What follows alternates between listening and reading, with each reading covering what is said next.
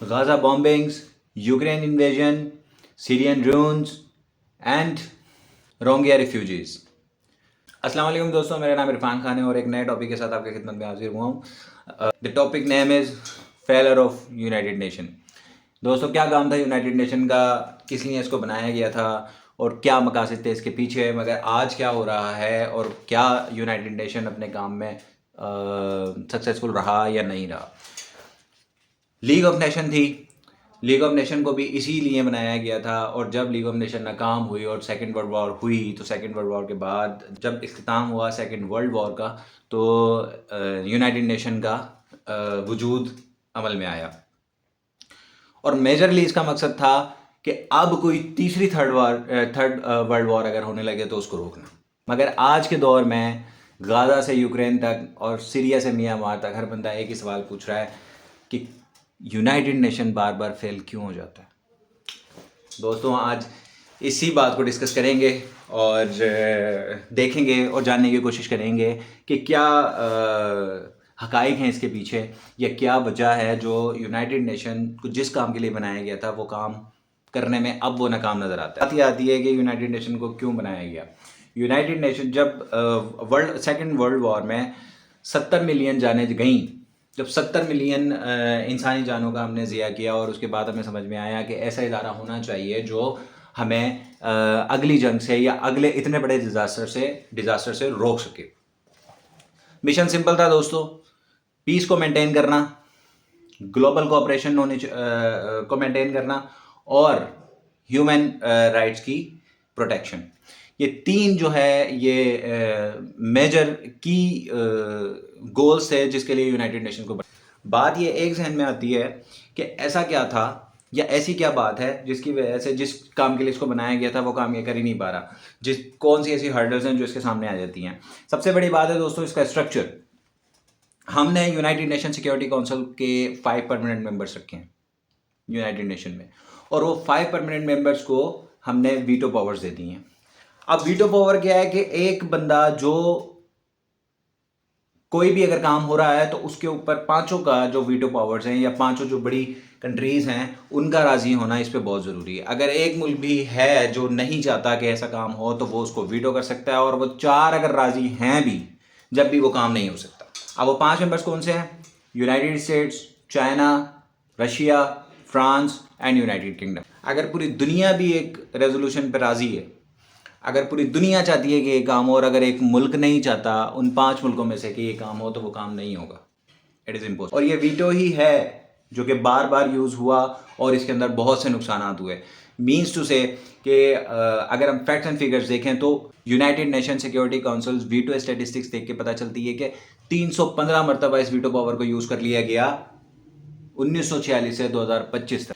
और दोस्तों, इस वीटो पावर ने किया गया, गाज़ा में 35,000 लोग मरे, पूरी दुनिया कहती रही कि सीज़ फायर करवा दो, सीज़ फायर करवा दो, मगर सिर्फ एक मुल्क के वीटो कर देने की वजह से, सीज़ फायर के वीटो कर देने की वजह से वो सीज़ फायर नहीं हुआ और 35,000 लोगों की जान गई। जब एक पावरफुल कंट्री वीटो कर देता है तो यूनाइटेड नेशन बिल्कुल पावरलेस हो जाती है, इसका कोई मकसद नहीं रह जाता। सीरिया में सिविल वार हुई बशर अल असद की गवर्नमेंट के दौरान, 5 लाख लोग मर गए, तमाशा देखती रही दुनिया। किसी ने नहीं सोचा कि इस मसले को रुक जाना चाहिए। जो जिसके मकासद थे उन्होंने हासिल किए और ख़ास तौर पे जो पावरफुल कंट्रीज थे जिनके पास वीटो पावर थी उन्होंने अपने मकासद हासिल किए, मगर इस चीज़ को रोकने की कोशिश नहीं की गई। और वहाँ पे दोस्तों सीरिया यूनाइटेड नेशन की क्रिएटिबिलिटी का कब्रिस्तान बन गया। और इसी तरह म्यांमार गवर्नमेंट ने 7 लाख मुस्लिम्स को बांग्लादेश जाने का ऑर्डर दे दिया और यूनाइटेड नेशन इसको कंडेम करता रहा मगर इसको रोक नहीं सका।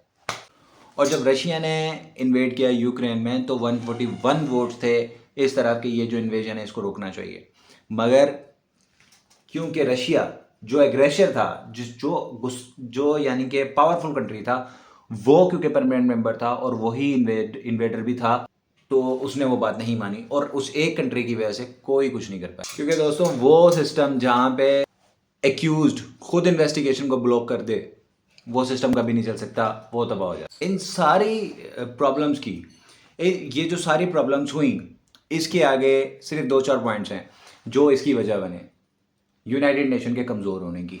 एक तो बैलेंस ऑफ पावर नहीं है, 5 मुल्कों के हाथ में आपने पूरी पावर दे दी है।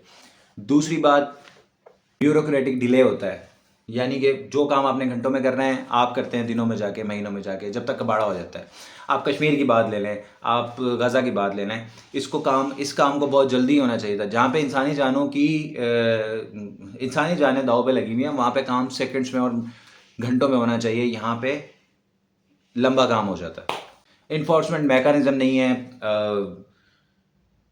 यूनाइटेड नेशन जो है वो उसके पास अपनी आर्मी नहीं है, उसको लेनी पड़ती है जो मेंबर कंट्रीज़ हैं उनसे आर्मी लेनी पड़ती है, और अगर मेंबर कंट्रीज़ ही राज़ी नहीं है किसी बात पे तो फिर यूनाइटेड नेशन कुछ नहीं कर सकता और बिल्कुल फेल हो जाता है।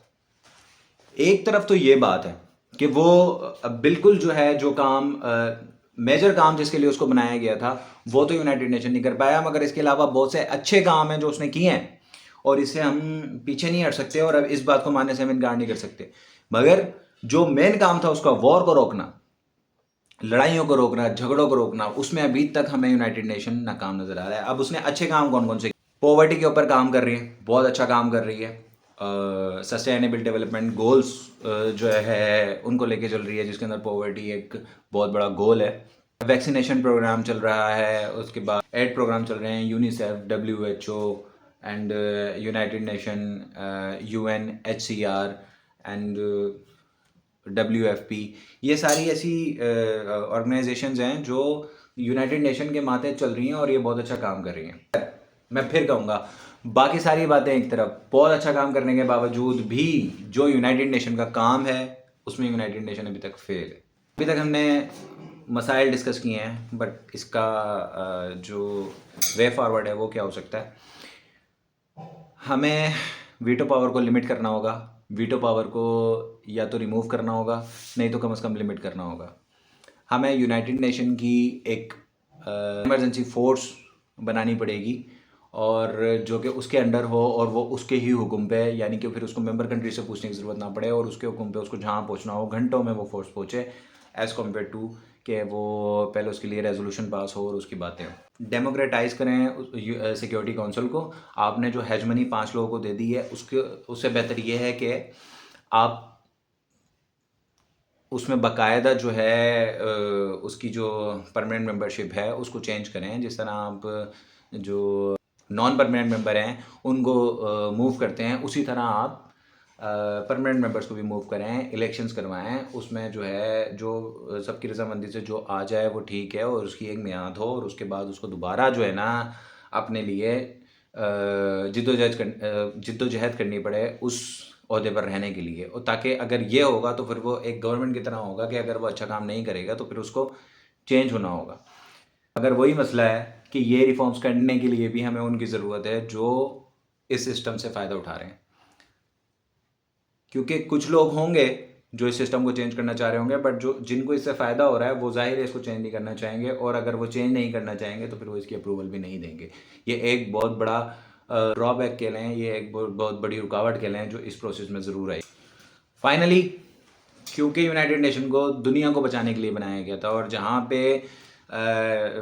एब्सोल्यूट पावर 5 लोगों के हाथ में आ जाए वहाँ पे आप ह्यूमैनिटी को रिप्रेजेंट नहीं कर सकते। बात वहीं आ जाती है कि क्या यूनाइटेड नेशन ने दुनिया को फेल कर दिया है या दुनिया ने यूनाइटेड नेशन को फेल कर दिया है।